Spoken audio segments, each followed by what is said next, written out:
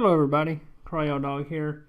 I wanted to do a little comparison today between a couple of the Apple products that were mentioned in the launch event, the Apple launch event that took place yesterday. Now, the anticipated release for the newest iPad and iPad mini were launched or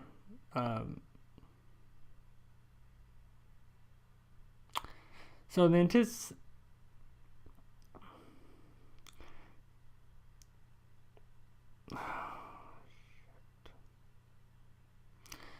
Hello everyone, kryodawg here. I wanted to talk today a little bit about some new Apple products that were demoed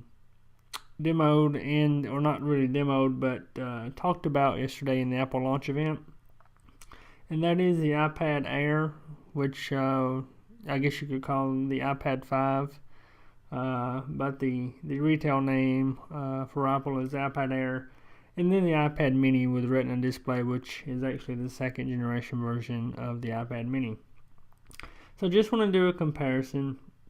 Not really interested in the iPad 2 or the previous version, iPad mini. They do have them at a lower price point. You can get the iPad 2 for $399 as a 16 gigabyte Wi-Fi version, and the iPad mini you get 16 gigabyte Wi-Fi version for $299. But so let's talk about the iPad Air and the the iPad mini. Got Mac mini in my mind. Okay, so first off, the price.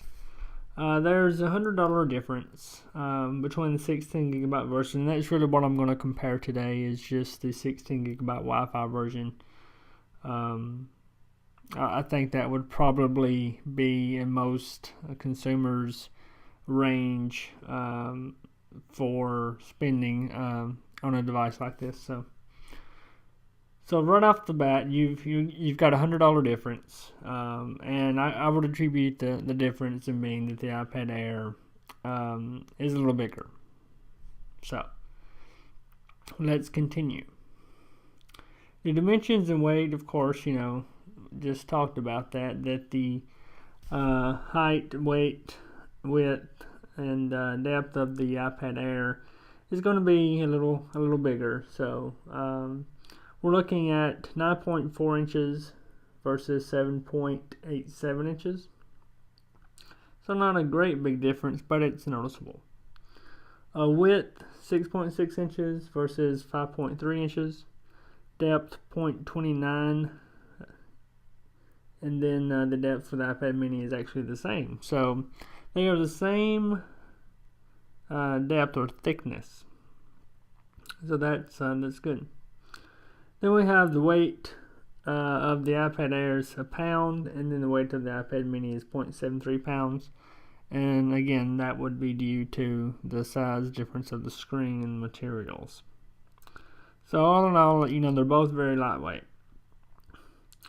So the weight of the Wi-Fi plus cellular, 1.5 pounds, and then for the iPad mini with a retina display, 0.75 pounds. So I'm not really concerned with that.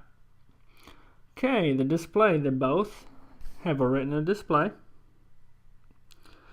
They both, it's kind of opposite. One has a 9.7 inch diagonal LED backlit multi-touch display with IPS technology. And then the iPad mini with retina display has a 7.9 inch.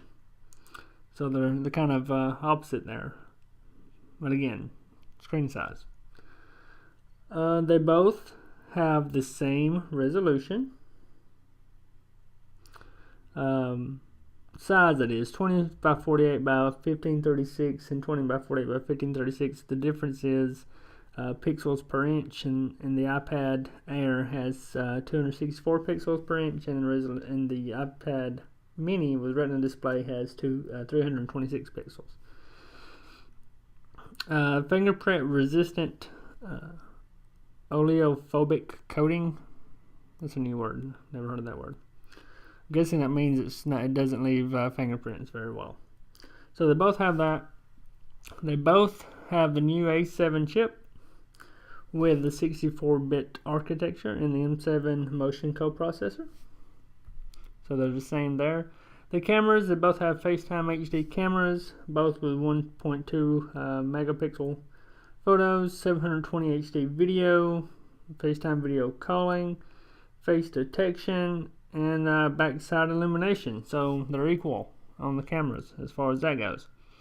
The iSight camera, they both have the iSight camera, 5 megapixel photos, autofocus, face detection, backside illumination, 5-element lens, hybrid IR filter, f2.4 aperture, and HDR photos. So they're exactly the same when it comes to the camera.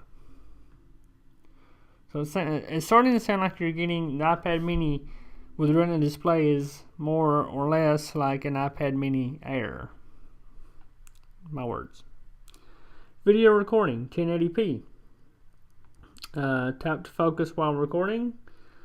Video stabilization, face detection, backside illumination, and 3x video zoom. Both of those have that. Not really interested in the carriers because we're only talking about the Wi-Fi version. So they both have 802.11a BGN. They don't have the newest, I think, which is AC, 802.11 AC. A dual channel 2.4 gigahertz and 5 gigahertz, and MIMO. And then they both have Bluetooth 4.0 technology. So I think we're close to the end here. SIM cards, nano SIM for the, well, actually they both have nano SIM. That's if you're using a cellular carrier. Connector, the iPad Air has a lightning connector as well as the iPad mini with retina display. Also comes with a lightning connector. The battery life is up to 10 hours of surfing the web on Wi-Fi, watching video, and listening to music. That's consistent on both. Up to 9 hours of surfing the web using cellular data network. Again, not really concerned with that. Intelligent assistant, so Siri. It looks like they both have Siri. Use your voice to send messages, set reminders, and more. Not a big fan of Siri. That's only because I haven't had much experience with it. Okay, so that is pretty much it. So to me, this is my opinion, the iPad Air and the iPad mini with a retina display are very similar. The only difference I'm seeing is the size and maybe the weight. Other than that, the internals are exactly the same from what I can tell. The price is $100 difference. And if I were to buy one, which I am planning on buying one, I would go with the iPad mini with a retina display. I do currently have an iPad 2, which, it's lightweight. It's a little bulky if you're using it for an extended period of time. And I figured the iPad mini with a retina display, or I'm going to call the iPad mini Air, would be more suitable. And $100 price range difference sounds good to me. And I'll probably end up purchasing two of those, so we'll see. But what are your thoughts? Which one would you buy if you were in that position? And are there any other items that I didn't cover that you think are relevant or important to know? Leave me some comments below, and thanks for watching this video. If you like this video, please subscribe to my channel and be notified when I release other videos. Okay, well that's it for today.